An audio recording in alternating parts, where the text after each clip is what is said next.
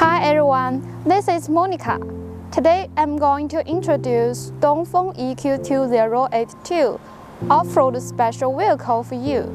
In the current market conditions, how to meet the needs of users is a key guidance of the manufacturer. We, Hubei Off-Road Special Vehicle Limited Company, can provide customized vehicles for our customers. According to the customer's need, this vehicle is modified to be Flathead cab by our company.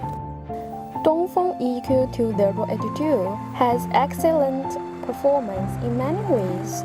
The gross vehicle weight of this vehicle is 7,800 kg. The vehicle can load about 2.5 tons under off-road conditions. The overall dimension is 6,720 times 2,530 times 2,618 millimeters. The inner dimension of this cargo is 4,000 times 2,100 times 550 millimeters. The folding depth of this vehicle can reach 1,100 millimeters.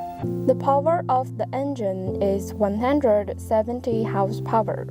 The gearbox of this vehicle is manual 5-speed.